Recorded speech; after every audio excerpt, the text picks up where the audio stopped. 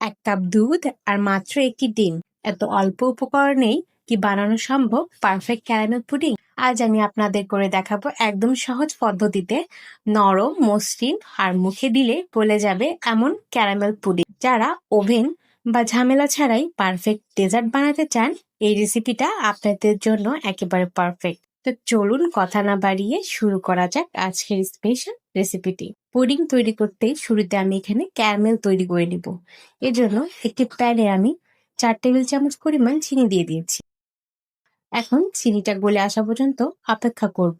এই অবস্থাতে কোনোভাবে নাড়াচাড়া করা যাবে না। যখন চিনিটা গলতে শুরু করবে তখন স্প্যাচুলা দিয়ে এটাকে সব পাশে নেড়ে চেড়ে মিশিয়ে নিচ্ছি, যাতে করে কোনো পাশেই চিনির দানাদার ভাব না থাকে। আর পুডিং বানাতে সবসময় খেয়াল রাখবেন ক্যারামেলটা যাতে অতিরিক্ত পুড়ে না যায়। যদি পুড়ে যায় তাহলে কিন্তু পুডিংটা খেতে তিতা লাগবে। যখন দেখবেন পছন্দ মতো সুন্দর লালচে কালার চলে এসেছে, তখন এটাকে সাথে সাথে যে পাত্রে পুডিংটা বসানো হবে সে পাত্রে ঢেলে দিতে হবে। দেখতে পাচ্ছেন আমার ক্যারামেলটা সুন্দর কালার চলে এসেছে। এখন আমি যে পাত্রে পুডিংটা বসাবো সে পাত্রের সাথে সাথে ঢেলে দিচ্ছি। তারপরে এই পাত্রটাকে ঘুরিয়ে সব পাশে ক্যারামেলটি ছড়িয়ে নিতে হবে। চুলা থেকে নামিয়ে গরম গরম অবস্থাতেই সাথে সাথে এই কাজটি করে নিতে হবে। এবার এই বাটিটাকে আমি এমন অবস্থায় রেখে দেব ক্যারামেল পুরোপুরি সেট হওয়ার জন্য। এই ফাঁকে পুডিং এর জন্য ডিম দুধের মিশ্রণটি তৈরি করে নেব। এই জন্য একটি বাটিতে আমি রুমের স্বাভাবিক তাপমাত্রার একটি ডিম ভেঙে নিচ্ছি। ডিমটা যদি ফ্রিজে থাকে তাহলে অবশ্যই এটাকে আধা ঘন্টা আগে বের করে নিতে হবে। এ পর্যায়ে এখানে আমি দিয়ে দিচ্ছি 1/3 কাপ পরিমাণ চিনি।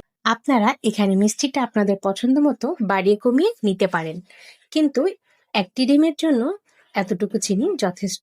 এখন একটি হ্যান্ড হুইস্কের সাহায্যে চিনিটাকে ভালো করে মিশিয়ে নিচ্ছি, যাতে করে চিনিটা সম্পূর্ণরূপে গলে যায়।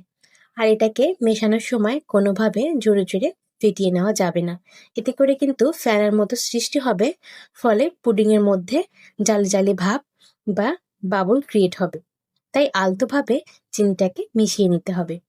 চিনিটা যখন সম্পূর্ণরূপে গলে যাবে তখন এখানে আমি আগে থেকে জাল করে রাখা 1 কাপ পরিমাণ লিকুইড দুধ এর মধ্যে দিয়ে দিচ্ছি। আমি এখানে 2 কাপ দুধ জাল করে 1 কাপ করে নিয়েছি। আপনারা চাইলে এখানে পাউডার দুধও ব্যবহার করতে পারেন।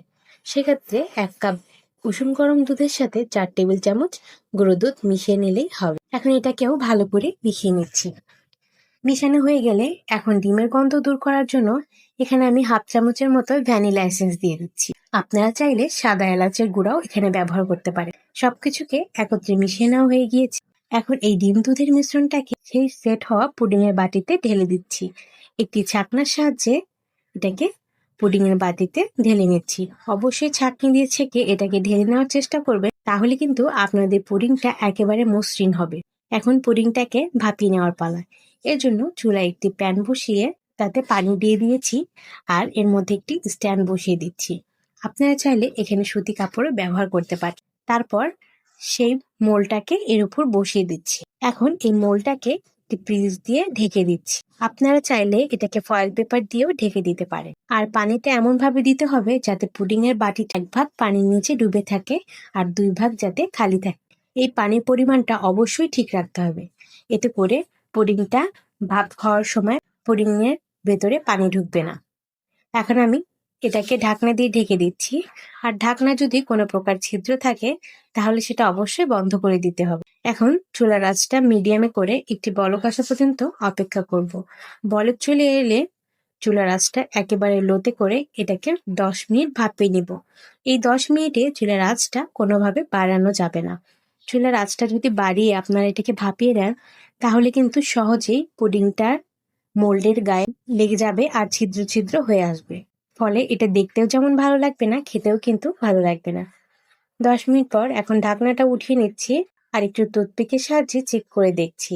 দেখতে পাচ্ছেন টুথপিকটা একেবারে ক্লিয়ার এসেছে। যদি টুথপিকের সাথে কোনো কিছু লেগে থাকতো তাহলে এটাকে আমি আরো কিছুক্ষণ ভাপিয়ে নিতাম। যেহেতু আমাদের পুডিংটি একেবারে তৈরি হয়ে গিয়েছে, এখন এটাকে সাথে সাথে চুলা থেকে নামিয়ে নিচ্ছি।